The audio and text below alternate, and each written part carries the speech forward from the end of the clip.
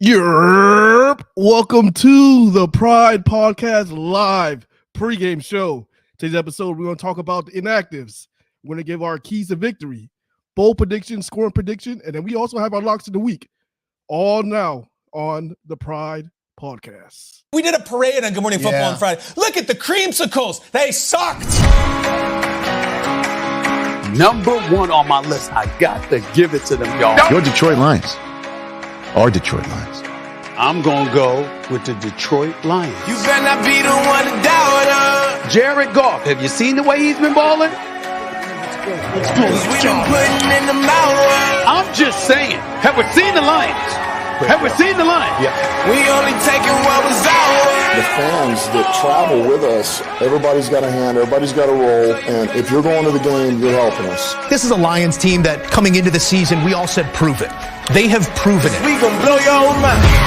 Okay, whoa. Craig Reynolds through the big block, and St. Brown works all the way downfield for the touchdown. Down for too long to give up. Can't go, I need all the pace. Oh, man.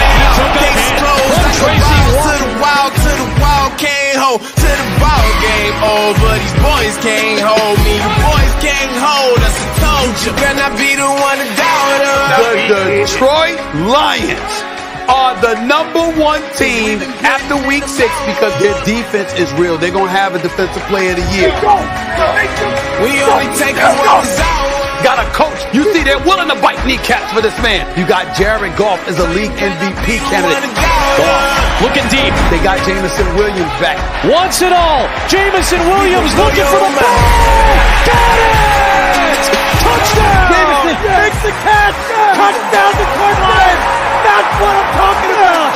That's what I'm talking about, number 9. We gon' blow your mind. I'm telling you, this is a real team. This is real. We gon' blow your mind. Defense trying to close this one out. This is real.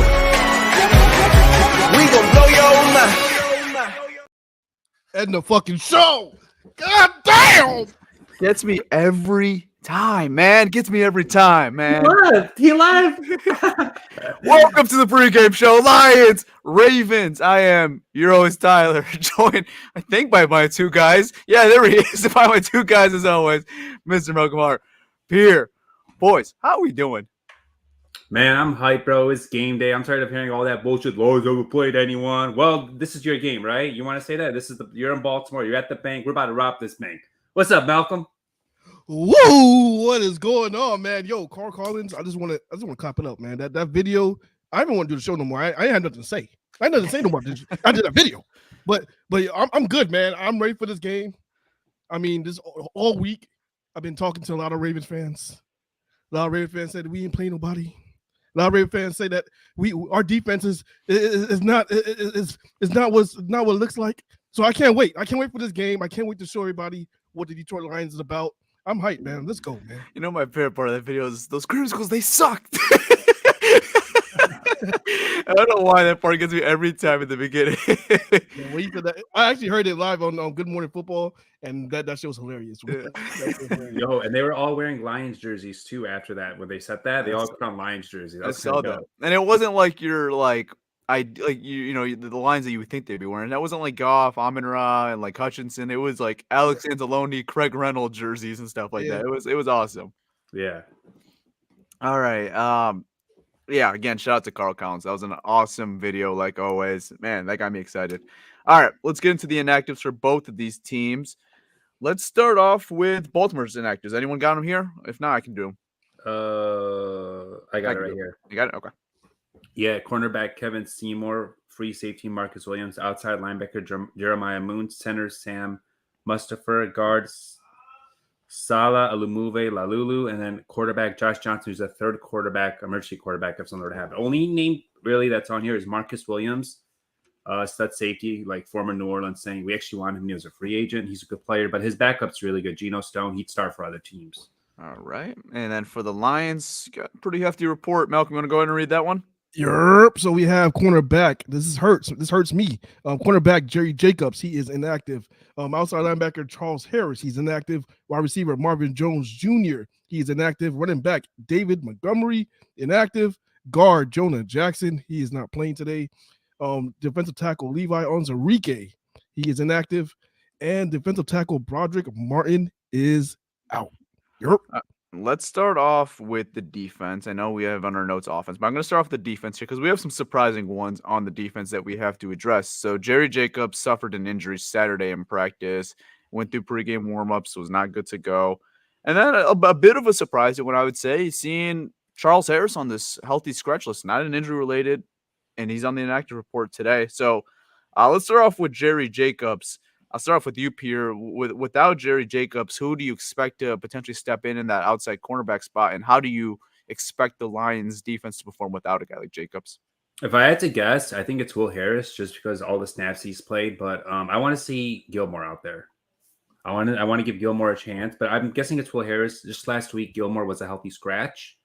So I don't know if they play him out there. And, Will Harris has played in this league. He started this league. He's a guy you kind of just serviceable, I guess. Is that the right word? He's a serviceable player. Somewhat. Yeah. So, last week he had a PBU, he had a pick, so it could be much worse. Yeah. I don't know. The nice thing is that there's no Brian Branch on this injury report. There's not on this inactive report. So you get him back, you got Dorsey as well. Big. As well. Yeah, Dorsey's. I think he's more of a special teams guy. We'll see what they do. If I had to put money on it, it's going to be Will Harris. Let's just be honest, guys. It's not going to be Stephen Gilmore. It's not going to be Khalil Dorsey. It's going to be Will Harris. It's going to be Will fucking Harris. Let's be honest here. He's going to play the outside corner. He's done it in the system before. I'm not going to say it's been always pretty, but he's done it before. Malcolm, let's get to you, man. How you feeling with no Jerry Jacobs in the lineup today? This hurts, man. This hurts, man. It's like the Lord giveth and the Lord taketh away, man. It's like we get Brian Branch back and then now out goes Jerry Jacobs, man. Yeah, I'm with you 100. I'm 1,000% sure it's going to be Will Harris. He's just somebody the coaching staff trusts. I don't know why. They trust him more than everybody else. But Pierre, man, I would love to see Gilmore out there. I think Gilmore would give us a better chance on that. I haven't seen him play against real competition other than preseason and play against the second and third string guys, but I don't know, man. Will Harris, he gives up a lot of big plays, man. I think he's somebody that they could pick on. Like, as far as like the Ravens, I'm pretty sure they're circling Will Harris aside and like, all right, attack as much as you can, I don't know, man. Yeah, 1,000% sure it's gonna be Will Harris. Not happy with it. What's Jerry Jacobs out there? Because I think both of those guys, both of our corners are playing phenomenal. I don't think we gave up 100 yards to a receiver since that Seattle game. So we gave it to Thielen in Carolina, but yes, Thielen in Carolina. But Thielen played more in the slot, and who did he gives it against? Will Harris. So again, it's tough, man. I don't know, man. Yeah, definitely a stinker. I will say one somewhat positive is that the Ravens are not known for having a great passing attack. I believe they're ranked 24th in the league. And they don't have they have some receivers that are frisky, good players. Like Zay Flowers has been very impressive as a rookie. But other than that, it's kind of underwhelming. You got Odell Beckham, who they signed this offseason, just haven't really got him much involved yet. Drafted Rashad Bateman a couple years ago. It's been kind of a slow start for him since his NFL career. So they have some guys there. But their passing attack doesn't necessarily scare you compared to some of your previous matchups that you had. What is going on with OBJ? Does anybody know what's going on with OBJ? He's the fourth receiver. So he's Nelson the Aguilar, what? He's the fourth. Nelson Aguilar is the third. The first is Zay. The second is Bateman. The third is Aguilar. The fourth is Odell. What? Yeah, he's the fourth receiver right now. Wow. And they got Mark Andrews, who's one of the best tight ends in the league.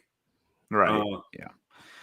Speaking of some more good news, though, on this defense to kind of shift away from the negativity of having no Jerry Jacobs, mentioned Charles Harris is going to be out in this game, but I think that comes at more of a good sign. Not that that's a shot to Charles Harris at all, but that means you got Josh Pascal back, and I think that means he's ready to go because they activated him off IR yesterday on Saturday, and I don't think there's any hesitation to play Pascal and give him more of a role, which is I think a good thing because in the limited time we've seen him this year, obviously it was really mainly 1.5 game. I think he played all the KC game, and I think he played half the Seattle game.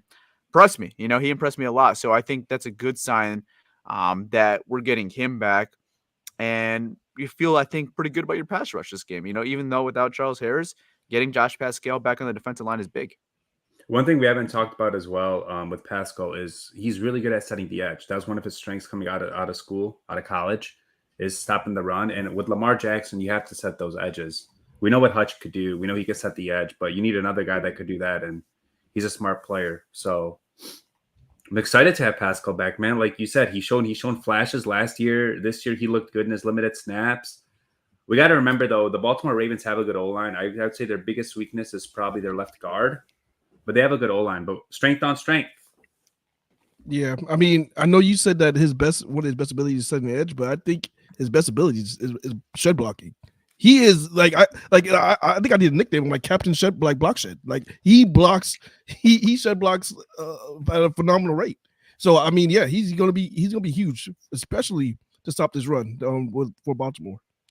I like our matchups on this defensive line. I mean, no, you don't want to go too back, but like playing them 2 years ago, I think you mentioned it, Malcolm, in our group chat. It was like Julian Okwara had a great game versus Lamar 2 years ago when we played the Ravens. Obviously, completely different team for both squads, especially the Lions. They completely turned around that roster, but like that was a good matchup for Julian, and like he usually tends to play pretty well when we go against speedy guys. He's a guy we could usually rely on. It's either usually him or James Houston. Obviously, James Houston's out, so you're going to probably be relying on a guy like Julian Okwara in this game. And it just looks like Romeo Okwara, Julian, and now Josh Pascal have all pretty much overtaken Charles Harris' part in the depth chart. And I guess it's not that surprising, but he is a team captain. But, he just hasn't, I think, performed to the same level as the other guys right now. And it just shows the level of depth that they have on this defensive line, and that you're going to have to make tough decisions by sitting guys like Charles Harris. We actually have an update from the bank. Riley Patterson just missed a 45-yarder off the upright and missed another one from similar range. So Patterson right now is 0 for 2 in warm-ups. Nice. It's windy. It's a little windy in Baltimore. Nice day, but a little windy. And yeah, so that's a little update from the bank. That's not encouraging. Why the hell would you tell us that, man? We're just talking about good news, and then you just bring up Riley Patterson. I'm just saying, 4th and 2 on the 40 whatever yard line, the 30. Go for it. I mean, you're gonna have to go for it. Riley Patterson missing 40 yards. Shit, this ain't a kicking game then. 45, yeah. 45, 41, 42. He's missing for 40s. All right. This ain't good. One final note on the defense before we start talking about this offense. It looks like some Lions fans are in Baltimore again. It looks like the Lions fans are traveling. Looks like the Lions fans are traveling. I try to tell Daniel. I try to tell him. These guys, they're not playing. After I seen that Tampa game, I was like, this is not normal. Even Tampa fans were shocked. Tampa fans was like, what the hell is going on? If the Lions fans are able to take over Baltimore, because there is like literally zero affiliation with Michigan and Maryland. Like if the Lions could take over the bank today, like that will be nuts. Like, like I would say Tampa Bay, a lot of Florida, so, a lot of Michiganders live in Florida, or they'll make the travel to Florida. Green Bay, not too far of a drive, or like, you got like the Yoopers up north, not too bad for them. If they could take over the bank today, Lions fans, you are at a different level of fandom. I got to figure out how they're doing all this, because this is the same people that I saw last week. They're all there in the bank. They're all there today. How about the same people you saw in Tampa, the same people I saw in Green Bay? I'm like, what? Y'all the same people? Like, y'all do this every week? Yeah. Like, they just travel for away games. This is what they do. Yeah. That's insane. That's crazy. Hey, more power to them, man. Shout out to Lions fans. Shout out to Lions fans, man.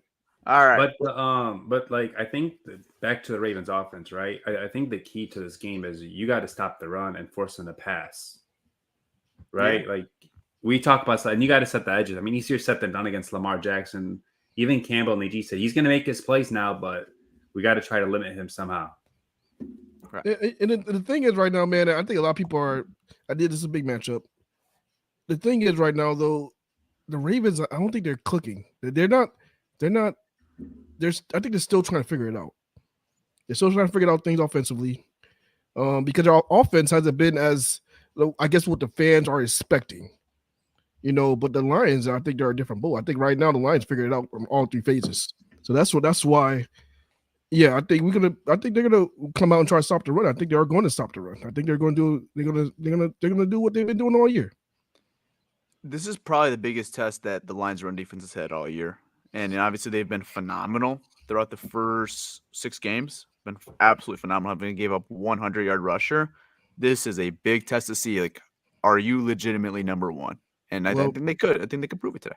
I mean, stopping Seattle and Atlanta kind of showed me it's legit, but Yeah. this is another monster too. It's another good Russian attack. Yeah, I think Lamar makes it different. Lamar makes things different. But as far as the test wise, this might be the only test we have all year. So I think this game is really, really, really important for the Lions. Not saying as far as playoffs or anything like that. It's not going to affect the Lions in that way. But as far as who had you played, this is where it's going to come. This is what it'll come across, because after this game, if you look at the records down the stretch, I mean, things may change, but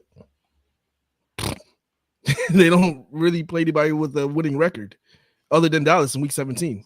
So the question would, if we lose this game, we could go, 14-2 the rest of the year. And the question is going to be, who has the Lions beat?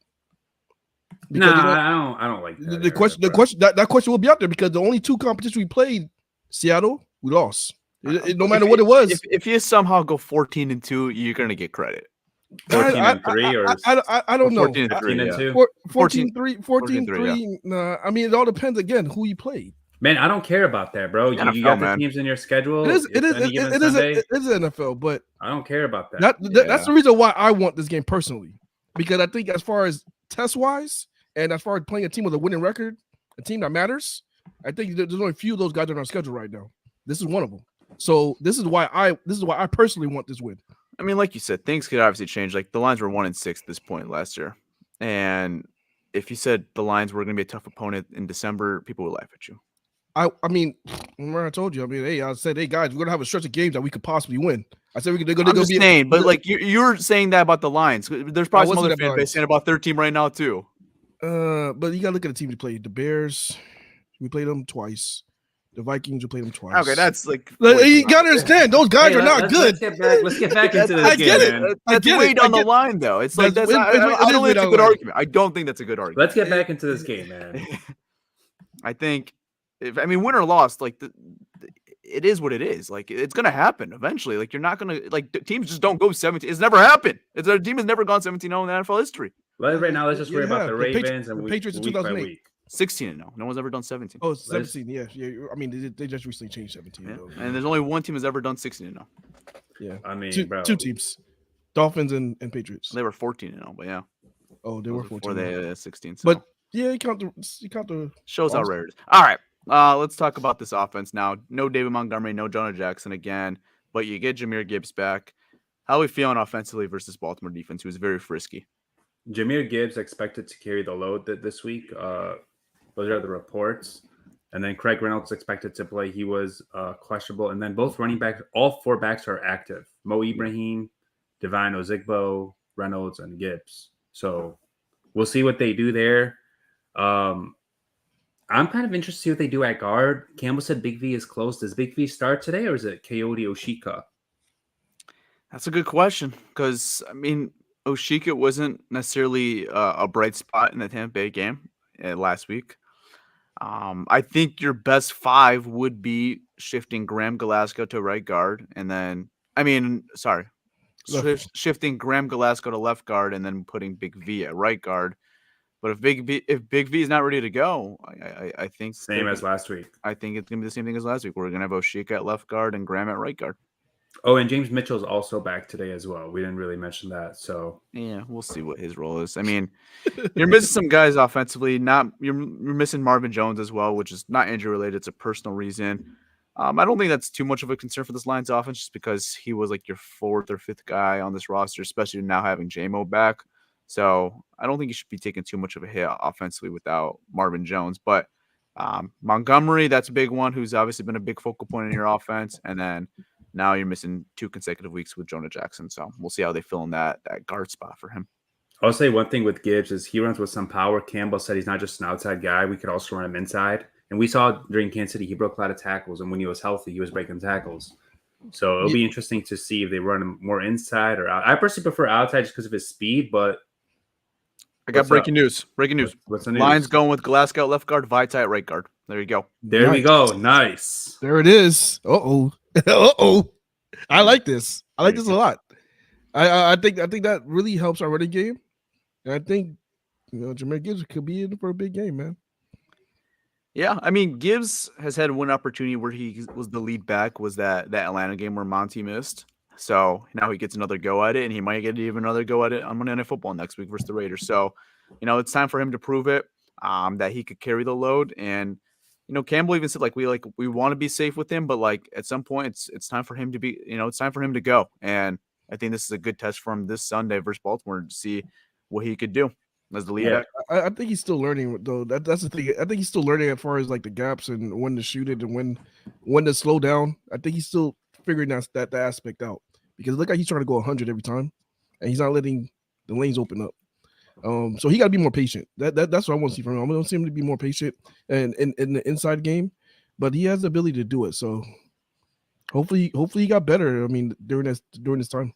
Yeah. Maybe sitting down a little, maybe went back, looked at his tape a little, kind of saw how he could fix his game up, and hopefully that helped him out, Yeah, just being patient. All he has to do is a little bit of patience. I mean, the great runners, they're very patient. So he's got to just figure that aspect out. And also, I believe the Ravens, they're one of the top teams in getting sacks. They get lots of sacks. Clowney, Justin Matabuke, those linebackers could blitz. They're really aggressive. Roquan Smith and Patrick Queen. I mean, they blitzed Kyle Hamilton. He had 3 sacks, I think, last week, was it? I think so, yeah. So you got to be aware. Yeah, you got to be aware of those linebackers and those safeties, because Mike McDonald's his name, right? Former Michigan coordinator. Yep. We know he likes to blitz. He likes to mix it up. They're an aggressive defense. I mean, me and Tyler saw this defense last year. It's similar this year with Baltimore. It's an aggressive defense. Not as aggressive as last week, but they're still an aggressive defense. Yeah. I want to see how Goff handles it, because he's so far, man. You pressure him, he's making people pay. Yeah. All right. You guys want to do some picks and bold prediction and get some locks in? Let's do it. All right. So let's start off with the Lions. So records right now, Pierre and Malcolm are on top. Same record as the Lions, 5-1. I'm in last place with a 4-2 record. I was the scrub who took Tampa Bay to cover, and that did not happen. So I'm okay with it. As long as the Lions winning and they're covering, hey, you know what they say? Good teams win, great teams cover. That's what the Lions did last week, and let's keep it going. Lions are actually underdogs in this game for the second time this season. I haven't been underdogs since Kansas City. They are 3-point underdogs. I'll start off with you, Pierre. Who do you got? I like Lions +3. I don't think the Ravens have faced a team like the Lions. While the Ravens have a great defense, I feel like the Lions are giving them more problems. I'm going to go 24-20 Detroit. 24-20 Detroit. Okay, so not only covering, you have them outright winning, which is okay. Malcolm, what do you got? Man, I mean, I'm not even taking the spread. Give me the money line Lions, man. Money line Lions winning this game. I just feel like I said earlier, I think the Ravens are still figuring it out. That's why they've been struggling against a lot of mediocre teams. Like we saw them struggle against the Titans last week in London, and with the Tannehill and Malik Willis combination as quarterback. Like they just haven't been as far as clicking. So I feel like the Lions are clicking. Ravens are not right now. So I'm taking Lions winning this game. I'm going 20. I've been saying the score all week: 28-16 Lions. Oh wow, you got a big score. Yeah, double digits. I'm telling everybody they're gonna win by double digits this game. Okay. I'm also joining the train with you guys. I think the Lions outright win, so obviously they'll cover. I'm gonna go closer game than you, Malcolm. I'm gonna go 20-17, and Pierre brought all that bad juju to Riley Patterson. I said it last week. Riley Patterson kicks a game-winning field goal today to win the game. Oh, that's your bold prediction. That goes with my bold prediction as well. Okay. Oh, I didn't give a bold prediction. Pierre, you have a bold prediction? Yeah, my bold prediction is J-Mo and Gibbs combine over 250 all-purpose yards. Okay. Bama boys. Well, I have Jahmyr Gibbs scoring 3 touchdowns. Okay, I like it. I like it. Scored 0 all year. Let's do it, man. I like it. All right, let's get into locks. Pierre, you are not messing around this. You're in lock of the week, man. 5-1. Take it personal. The man took it personal. I think he already has more wins than he does last year, if I'm not mistaken. Yeah. So Pierre's 5-1. Malcolm's in second place with a 2-3-1 record, and then I'm in last place with a 2-4 record. So it's been a rough slating for me in the lock. So hopefully we get back on track this week. I'll start off with the first place though. Pierre, what do you got? Give me where's the shit? Give me Tampa -3 against Atlanta. I just think you shut down Atlanta's running game. Their offense is nothing, and I think Tampa's going to shut down that running game. And I think you force him to pass. Ridder makes a few mistakes, and Tampa wins this game. That was originally my pick, but Pierre chose it before me, so I had to go with the secondary option. I like that pick a lot. I'm gonna go with Philadelphia -3 versus Miami on Sunday Night Football, which might be a little bit of a surprise to people. I think Philly's mad after last week. It's in Philadelphia too. Let's see how Miami performs there. I'm taking Philly to cover and win outright. So, what do you got here, Malcolm? That's gonna be interesting. That whole game itself is interesting. That's a whole nother story to talk about. But that's gonna be a fun game to watch. Yeah. I'm actually going with Kansas City -6 over the Chargers. That's my lock. There we go. Okay. All right, y'all. Hope you guys all enjoyed this pregame show. We will be live right after the game. Hopefully talk about a Lions victory on the Spaces. And for that, that's all I got.